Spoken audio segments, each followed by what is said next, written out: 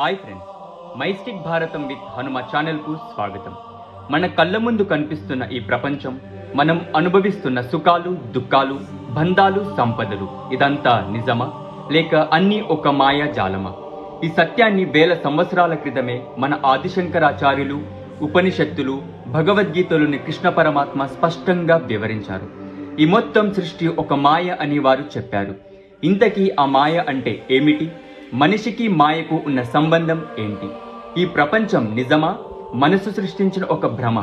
ఈ అద్భుత వేదాంత రహస్యాన్ని ఇప్పుడు మనం తెలుసుకుందాం. మాయ అంటే కేవలం అబద్ధం కాదు, ఇది సత్యం కానప్పటికీ సత్యంలా కనిపించే ఒక శక్తి.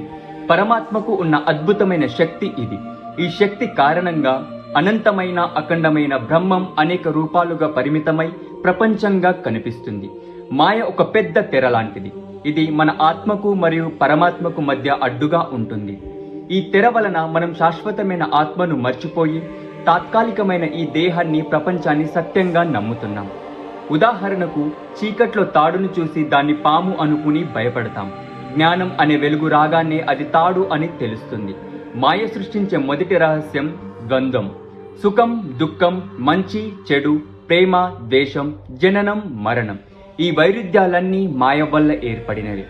ఆత్మకు ద్వంద్వాలు లేవు. మాయ మనల్ని ఈ ద్వంద్వాల ఆటలో పడేసి ఎప్పుడూ ఒకదాని నుండి మరొక దానికి పరిగెత్తేలా చేస్తుంది. మాయ యొక్క రెండవ శక్తివంతమైన సాధనం అహంకారం. నేను, ఈ శరీరం, ఈ సంపద నాది అనే భావననే అహంకారం. అహంకారం వలన మన నిజమైన పరమాత్మ రూపాన్ని తెలుసుకోలేం. మాయ ఈ సృష్టిని 3 గుణాల ద్వారా నడిపిస్తుంది.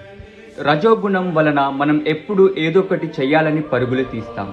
తమో గుణం వలన నిద్ర, బద్ధకం మరియు అంధకారం పెరుగుతాయి. మనం బయటి ప్రపంచాన్ని చూసేది మన కళ్ళతో కాదు, మనసు అనే ఫిల్టర్ ద్వారా. ఉదాహరణకు, మీరు కోపంగా ఉన్నప్పుడు అదే ప్రపంచం మీకు శత్రువులతో నిండినట్లుగా కనిపిస్తుంది. మీరు సంతోషంగా ఉన్నప్పుడు అదే ప్రపంచం మీకు స్నేహంగా, అందంగా కనిపిస్తుంది. అంటే ఇక్కడ ప్రపంచం మారడం లేదు, మీ మనసు యొక్క ఫిల్టర్ మారుతుంది. మాయ మన మనస్సులోని కోరికలను సృష్టిస్తోంది. ఈ కోరికలను తీర్చుకోవడానికి మనిషి పడే తపనే పునర్జన్మకు మూలం. మీరు కోరికల నుండి విముక్తులైనప్పుడు మీ మనస్సు మాయ యొక్క ఆట నుండి బయటపడుతుంది. అప్పుడు మీరు ఈ ప్రపంచాన్ని చూస్తారు, కానీ దానికి బానిస కారు. మాయను ఛేదించడం ఎలా? మాయను ఛేదించడానికి ఏకైక మార్గం జ్ఞానం. ఆదిశంకరాచార్యులు ప్రచారం చేసిన అద్వైత వేదాంతం కూడా ఇదే చెబుతుంది. నేను ఈ శరీరం కాదు, నేను ఈ మనస్సు కాదు, నేను కోరికలను కూడా కాదు, నేనే అహం బ్రహ్మను అనే సత్యాన్ని నిరంతరం ధ్యానం ద్వారా అనుభవించడం. ధ్యానమే మాయ యొక్క తెరను చింపే అతిపెద్ద ఆయుధం. ధ్యానం ద్వారా మనసు నెమ్మదిస్తుంది.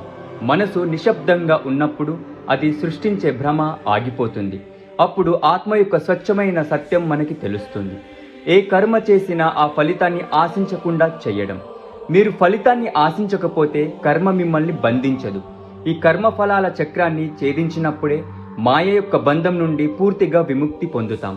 చూశారు కదా, మనం నివసిస్తున్న ఈ ప్రపంచం ఒక పెద్ద నాటక రంగం.